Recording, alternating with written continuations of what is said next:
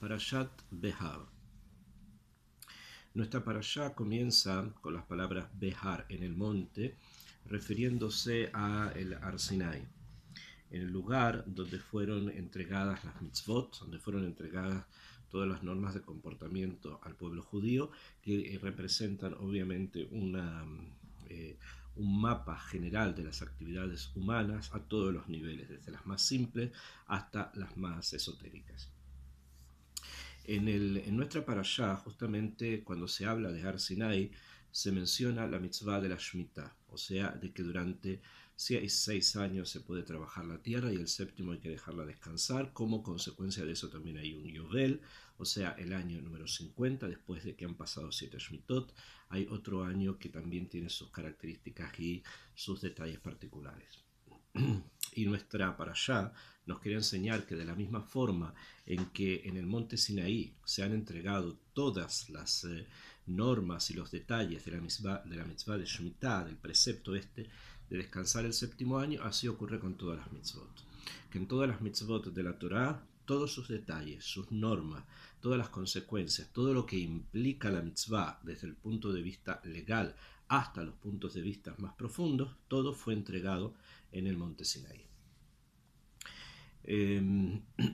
Debido a que estamos hablando precisamente de los tiempos de trabajo, o sea, 6 años de trabajar, un séptimo se descansa, y también de la mitzvah de Yovel, que después de 7 Shmitot hay un año que se llama Yovel, de jubileo, en el cual las ventas, las compras, los activos de las personas pasan en situaciones reales de unos a otros, vuelven nuevamente a dueños primitivos, hay situaciones particulares con los campos, con las casas, etc. Todo un sistema completo de estructura social comercial que en el año de Yovel vuelve a una especie de origen, al origen. Como se está hablando de esto que obviamente implica poner sobre la mesa muchos activos, la Torá nos quiere enseñar o nos quiere advertir que en estas relaciones comerciales no vayamos a engañar a las otras personas. Y es por eso que 2 veces la Torá advierte sobre no engañar con el verbo lehonot. Lehonot simplemente significa cometer un fraude, hacer un fraude. Y está expresado en nuestra parashá 2 veces. Y queremos estudiar exactamente el tema en un kibún especial de profundidad. Dice la Torá en el Perek Hafhei, en el capítulo 25, en el versículo Yudalet 14, dice así: Bejitimkeru mimkar la amiteja, cuando vayas a vender algo a tu prójimo, o kanomi yad amiteja, o vas a comprarlo de mano de tu prójimo, alto nu ishet achiv, que no vaya a engañar, quiere decir que no vaya a hacer fraude una persona a su hermano, o sea, que no vaya a engañar comercialmente, fraudulentamente a su hermano. Rashi explica, y me voy a centrar en el Perush de Rashi para también profundizar en otros puntos. Rashi explica: alto nu zo onaat mamon, se refiere a actividades fraudulentas que tienen que ver con dinero, o sea, con la situación de compras y ventas. La situación es bastante simple, que el engaño acá se refiere a un engaño tipo monetario, debido a que todo el contexto de los pesukim están hablando de compras y de ventas, como así explican los comentaristas al Rashi mismo. Sin embargo, más adelante, en el pasuk Yud Zain, o sea, en el versículo 17 del mismo Perek, del mismo capítulo, la Torá dice: Velotonu ish et amito, que no engañe una persona a su prójimo. Es lo mismo que ya habíamos dicho antes, lo vuelvo a repetir. Beyareta me eloqueja, vas a tener temor de Dios, Kiani Hashem Elokeichen, porque yo soy el Eterno, el Dios de ustedes. Como lo volvió a repetir nuevamente lo mismo, y simplemente si ya está dicho sobre el tema que dijimos de los activos, de las relaciones monetarias y comerciales, entonces ¿cuál es el tema de la Torá de volver nuevamente a repetir lo mismo? Explica Rashi: Velotonu ish et amito, kan izhir, acá nos quiere advertir la Torá al onaat devarim, shelo yaknit ish et javero, Acá se habla de algo que se denomina en la legislación judía como Onaat Devarim. Existe Onaat Mamón, que es relaciones fraudulentas a nivel monetario, pero hay Onaat Devarim. Onaat Devarim quiere decir herir, molestar o causar algún tipo de malestar emocional a una persona recordándole actividades probablemente no buenas o situaciones distintas que vivió en el pasado. O sea, recordar, traer una memoria difícil de la persona y presentársela en su presente con la intención de molestarlo o herirlo. Y por eso dice Rashi Shelo yaknit ishat javero, que no vaya a causar dolor, que no vaya a tratar de hacer enfadar o molestar una persona a su prójimo, velo y ashienu etza sheina hogenetlo, y que tampoco, y esto incluye que no le vaya a dar un consejo que no sea propio o apropiado para él. Lefi darko vehanahato shelioetz, simplemente porque esto trae una cierta placer o bienestar al yoetz, al que está aconsejando.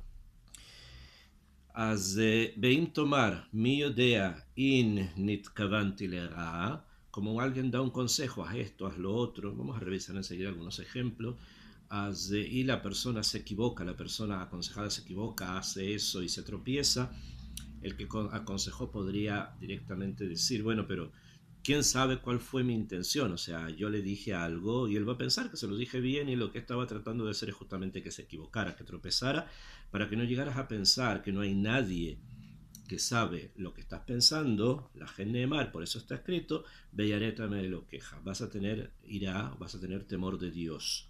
Ayodea, Machshabot, Uyodea, que él sabe. Hashem conoce los pensamientos de la persona y él sabe exactamente qué fue lo que pensaste y la intención que tuviste cuando aconsejaste a esa persona hacer esto o aquello. O sea, no es algo que el ser humano se pueda librar del juicio divino pensando que nadie le va a conocer los verdaderos pensamientos que la persona tiene. Hay que estudiar también ese tema de Yareta me lo queja, porque muchas veces la persona tiene o sabe que tiene Irat Shamayim, que sabe que Akadosh Baruj Hu lo observa, pero cuando muchas veces se ha estudiado muchas formas de argumentar, de pensar, de construir argumentos, la persona suele autoengañarse construyendo un argumento que él mismo piensa que incluso Hashem va a estar de acuerdo con él. Incluso Akadosh Baruj Hu va a estar de acuerdo con lo que él está pensando. Y sobre eso hay que tener mucho Yirat Shamayim, porque la Kavaná última, aunque el argumento sea, entre comillas, correcto desde el punto de vista de la lógica de la Torá, pero hay que saber también cuáles son las intenciones. Y eso, en última instancia, el creador de todos los pensamientos y el que sabe y conoce todas las intenciones, diría precisamente cuál fue la verdadera intención que tuvimos al aconsejar esto o aquello. El tema de Onaat Devarim es un tema amplio que incluye muchas cosas, consejos comerciales para que la otra persona se equivoque, consejos de tipo simple para que también la otra persona se confunda, y está lo que acabamos también de estudiar, que no vaya a recordar una persona a la otra sus primeras acciones, las que hizo en el pasado. Y así escriben los libros. Mai Onaat Devarim. ¿Qué significa esto de molestar a la otra persona con palabras? Ledugma, por ejemplo, Imayaba al Chubá. Estamos hablando de una persona que volvió en Chubá, o sea, una persona que no era religiosa y que decidió en un momento de su vida hacer un cambio en su realidad y comenzar a cumplir mitzvot, alias Kirlo Maasabaraim. No hay que recordarle, no hay que traerle a la memoria las cosas que hizo antes de que se uniera al cumplimiento de las mitzvot. Al yomarlo zahor ma'aseja rishonim, que no le diga recuerda tus primeras acciones. Veima ya ben gerim, y si esta persona era hijo de convertidos o él mismo era un convertido, al yomarlo zahor ma'ase aboteja. No hay que decirle recuerda qué cosas hacían tus padres, que comían cerdo, que hacían abodazará, etc. Eso no se lo puede recordar porque estaría transgrediendo justamente la prohibición de Onaat Devarim. Beima Yager Beatzmo, Ubal el Torah, si era el mismo, era un convertido, como estamos hablando en este momento, Al Yomar Lo Peshe Ahal Nevelot Betrefot, la boca que comió Nevelot Betrefot, o sea, comida no kasher, Shekatzinu Remasin, todo tipo de comidas que no eran lo que los judíos comen, Bal Ilmot Torah, viene ahora a estudiar Torah, Shenembra, mi pía Kubura, que fue entregada de la boca de Akadosh Baruj Hu. Simplemente podríamos decir que es bastante paradójico que una persona que llenó su boca de impureza, en este momento esté dedicado a la pureza. Pero esos son los caminos profundos y los caminos ocultos que Akadosh Baruj Hu tiene en su mundo y hace que personas puedan cambiar realidades en forma total y completa.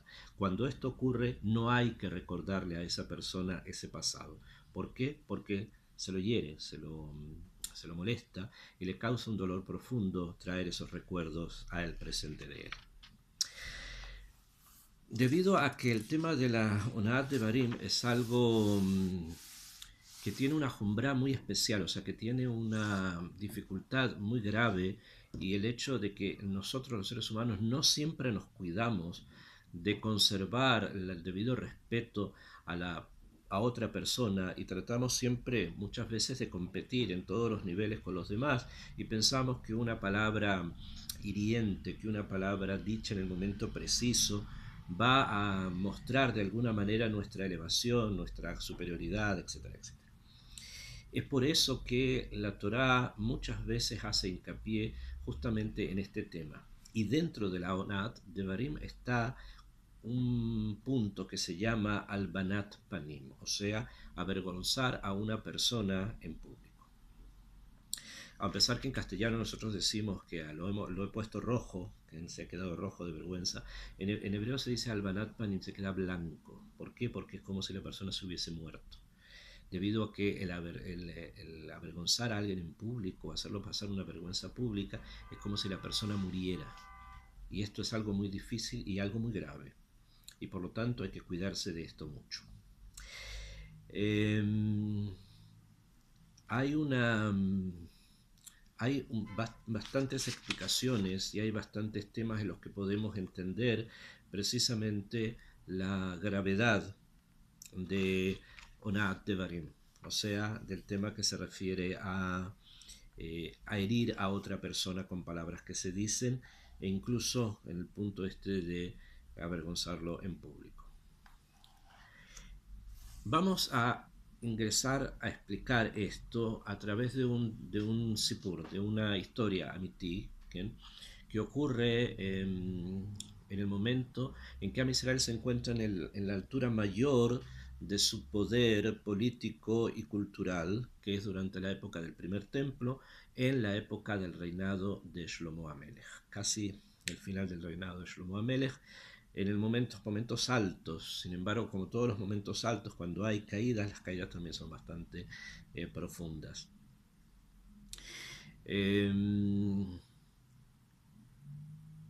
Tenemos en ese momento un personaje que aparece en la época en que está o vive Shlomo Amelech, casi al final de su reinado, que es Yerovam ben Nevat. Yerovam ben Nevat, de la tribu de Efraín, descendiente de Yosef, Nitzotz del Mashiach ben Yosef, dentro de él, termina convirtiéndose en una persona que el Tanaj va a decir prácticamente página tras página después de que él aparece, Joteu Mahti. Lo va a llamar pecador y que hace pecar. Hay que entender obviamente el tema, pero quiero referirme a un punto específico de él en la forma que tuvo de enfrentar al rey Shlomo. La historia de Yerovam ben Nevat es que en un momento, después justamente de la muerte del rey Shlomo, su hijo, el hijo de Shlomo, que se llamaba Rehabam, quiere que las tribus lo reconozcan a él como el sucesor de Shlomo. Para esto las tribus pidieron ciertos beneficios que querían recibir del nuevo rey, especialmente el que desciendan los impuestos, que era una carga muy difícil. El rey Rehabam no está de acuerdo en bajar nada de lo que el padre Shlomo había pedido, y muy por el contrario, él dice que va a aumentar y va a ser mucho más estricto que el propio padre, palabras más, palabras menos. Se comporta con las tribus de una manera no muy sabia, y éstas deciden separarse de su reinado y conformarse en un reino aparte. Este reino aparte y este liderazgo cae justamente en Jeroboam ben Nebat, de la tribu de Efraín. Mashiach ben Yosef construye como un reino aparte del reino de la casa de Yehuda, que había sido fundada por David, que seguía ahora Shlomo y que tenía que seguir ahora Rehabam. Y en ese momento se produce el gran cisma y se separan las tribus. 10 de estas tribus viven en el norte del país, declaran primero a Betel como su capital y después a Samaria, Shomrón. En cambio, las tribus fieles a la casa de David, que son obviamente la tribu de Judá, la tribu de Benjamín y los Kohanim y Leviim, quedan centrados en un reino un poco más pequeño en el sur del país que va a tener como capital Jerusalén. El que lidera todo el cisma, la situación de separación, justamente es Jeroboam ben Nebat, que termina siendo el rey, el primer rey de Israel, o sea, del Malhut Israel, del reino de Israel, separado del Malhut Yehudá, del reino de Yehudá. Preguntan nuestros libros, y la Gemara Masejet Sanedrim pregunta, ¿Mipnei ma zahá Jeroboam la Malhut? ¿Por qué tuvo Jeroboam el mérito de llegar a ser rey? Mipnei sheojiach et Shlomo. Responde la Gemara, porque dio una tojejá, o sea, reprendió o amonestó, mejor dicho, al rey Shlomo en cierta ocasión. Umipnei mane enash. Entonces, ¿por qué fue castigado él con todo lo que pasó después con él, y por qué recae en hacer que Am Israel se confundan y hagan abodazará, etcétera, cosas que están escritas en el Tanaj sobre él? Joteo Mahti lo van a llamar. Mipnei, responde la Gemara, Mipnei sheojihu berabim. ¿Por qué? Porque lo reprendió, lo amonestó en público. O sea, no lo hizo de manera privada, sino que lo hizo en forma pública, y esto puede transformarse, y en este caso se transformó en una grave falta. Beare shehaitapo albanat panim. O sea que hubo acá avergonzar al rey Shlomo en público, causarle albanat panim. Jeroboam haya gibor jail. Jeroboam era una persona muy valiente a nivel material, un gran soldado, pero además un talmid jajam especialmente grande. Shlomo kirbo umina oto gobe hamas. Shlomo lo había acercado a su gobierno y lo había nombrado la persona que iba a cobrar los impuestos. Memuné al kol Beit Yosef, y además él estaba encargado de toda la casa de Yosef, debido a que él venía de la tribu de Efraín. Veiné a amarlo Jeroboam le Shlomo. Y aquí le dijo Jeroboam a Shlomo en cierta ocasión: David avija paratz peratzot bajoma. Tu padre, David, había abierto ciertos lugares en la muralla de la ciudad que David había conquistado, abrió ciertos lugares en la muralla, que de Shealú Israel la regel, para que le sea más fácil a los judíos que venían en peregrinación para las grandes fiestas, o sea, para Pesach, para Shavuot, para Sukkot, abrió como brechas en la muralla para que le sea más fácil poder ingresar a la ciudad. Beatá Gidarta Otam, y tú la cerraste. Almenat likbot mejes la hatuná shelha imbat paró. En cambio tú los cerraste, o sea, cerraste estos lugares, estas brechas abiertas, para justamente que si alguien quisiera ingresar por esa pequeña puerta abierta, tuviera que pagar un peaje. Con ese dinero tú le construiste una casa a la hija de Faró, que fue la primera esposa del rey Shlomo, que sabemos, el rey Shlomo se casa un día antes de la inauguración del Bet HaMikdash. El Bet HaMikdash, el primer Bet HaMikdash, demoró 7 años de ser construido desde que Shlomo asume como rey. Shlomo fue rey incluso antes de ser Bar Mitzvah, un año antes de llegar a la mayoría de edad legal según la Torah. A los 13 años había muerto David y el Sanedrín lo unge a él como rey, y la construcción del templo se extiende por 7 años y más. Cuando esto termina, lo inauguran, y el día anterior a la inauguración del templo, que se hace entre Rosh Hashanah y Yom Kippur del año correspondiente, Shlomo se casa en ese momento con la hija del faraón, o sea, con una princesa egipcia, obviamente la convirtió, para de esa manera entablar unas excelentes relaciones con las potencias del momento. Eso a nivel pashut, político simple. A nivel más profundo, porque quería extender la idea del monoteísmo en todas partes del mundo. Este casamiento era una forma de hacerlo. La inauguración del templo era la culminación de esta idea que tenía Shlomo en sí. Ahora, para poder construirle un palacio a ella, necesitaba dinero. ¿Y dónde lo obtuvo? Cerrando las puertas que había abierto su padre y cobrando peaje a las personas que pasaban por ahí, cobrándoles dinero. Ichsif panav velo amar bederech kabod amelech Shlomo. Cuando Yerobam le dijo esto a Shlomo, lo criticó por esto que estaba haciendo, lo dijo de una manera tal vez poco decorosa, poco educada, y lo dijo de una manera irrespetuosa. No lo llamó Hamelech Shlomo, Ela Shlomo. Le dijo directamente Shlomo, Leloto Armelech, sin decirle rey. Baná et Hamlo, Sagar et Paratz ir David Aviv, que cerraste una cosa, llenaste otra, etc., para decirle que estaba obteniendo dinero de una forma en que no era la más adecuada, debido a que esto David lo había hecho justamente para facilitar al pueblo judío llegar al Regel, y tú lo estabas dificultando cobrando dinero. Hazal Mefarshim, los sabios además explican que fue algo muy importante que Yerobam hizo en ese momento. Halatz et tefilab bifnei befanav, keot sheino rotze leshamsho. Yerobam que ellos normalmente iban todo el tiempo durante el día con tefilim puestos. Eran de tzadikim, grandes estudiosos de la Torah.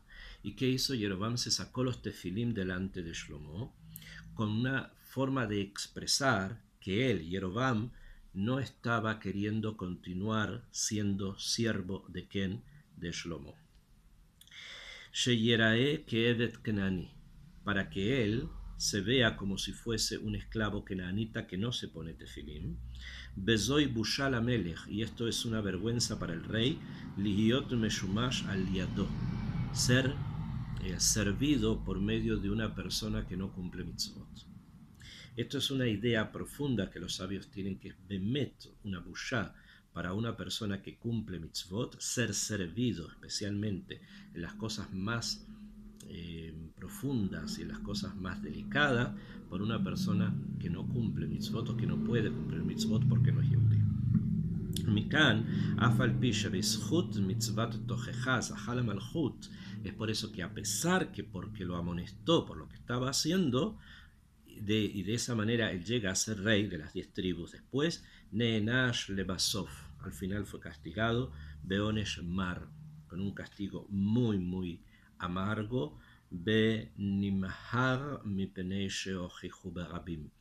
Y esto todo, ¿por qué? Porque lo había reprendido en forma pública. Sheikara mitzvah shelo yochiach ish et chavero bezaam ubealbanat panim. Ela benachat ubeseter tejila.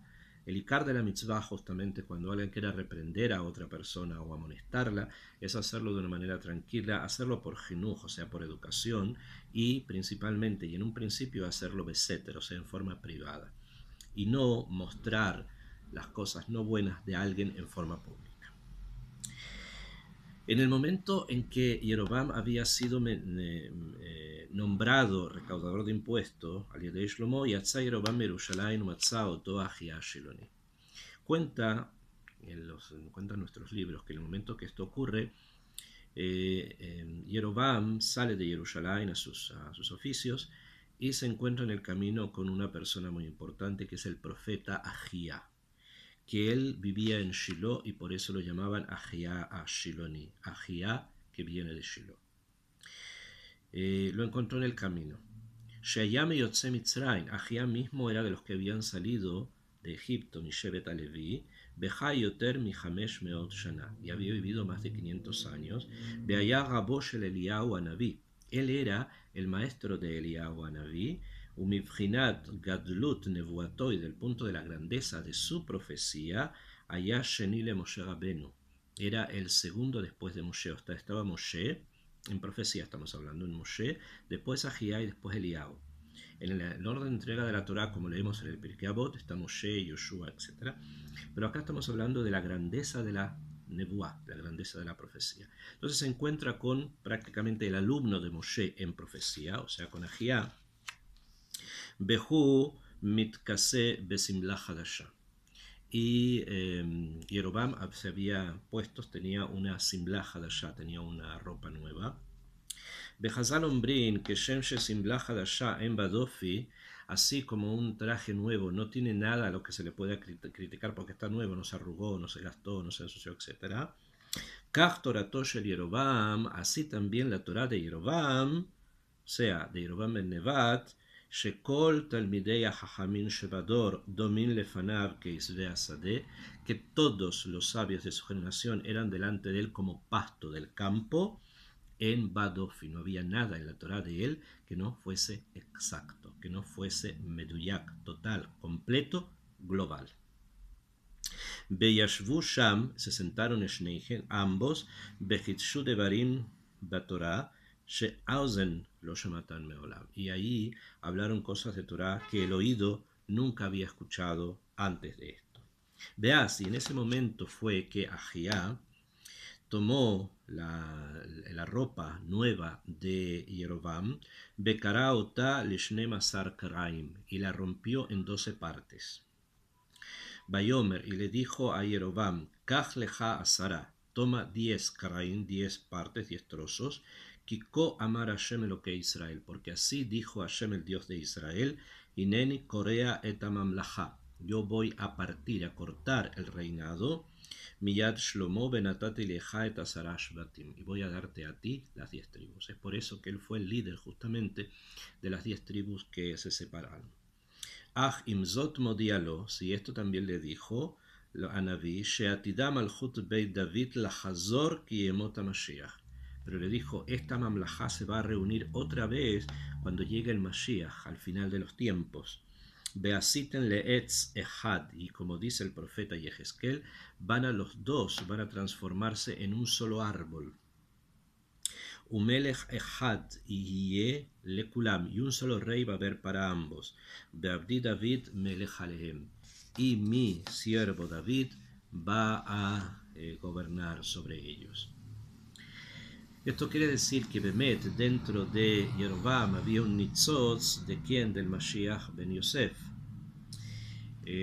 ואם היה זוכה, היה מתחבר עם משיח בן דוד ביחד, מביאים את הגאולה como שכתוב בזוהר הקדוש. Si en ese momento él se hubiese unido con el descendiente de David, los juntos podrían haber traído en ese momento la Geulá, porque él tenía dentro de sí el nitzotz del Mashiach ben Yosef.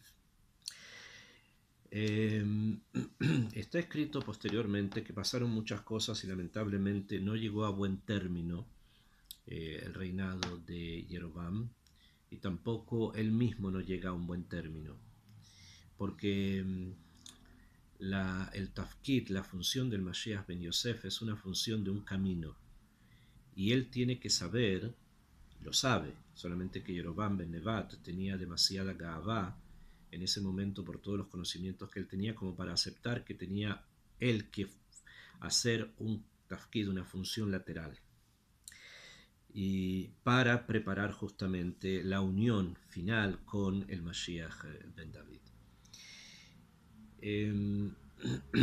Estas diferencias o estos puntos diferentes en las funciones de un Mashiach y de otro, que finalmente tienen que transformarse, como dice el Naví Yehezkel, en un solo árbol, va a llevar a que no siempre dentro del pueblo haya una unidad ideal, y que lamentablemente tengamos demasiadas diferencias muchas veces, que si vamos a analizarlas con profundidad, con altura de miras, vamos a ir viendo que estas diferencias se van centrando y van llegando en dos funciones que el Yehudí tiene que hacer. Una función más global, que es la función del Mashiach ben Yosef, que tiene una función económica y una función militar y una función de Estado muy, muy, muy fuerte.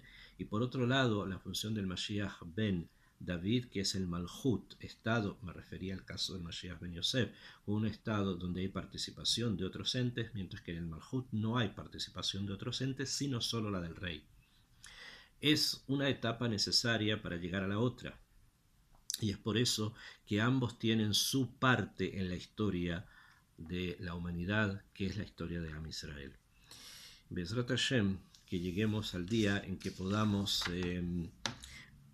tomar los dos maderos y transformarlos en uno solo.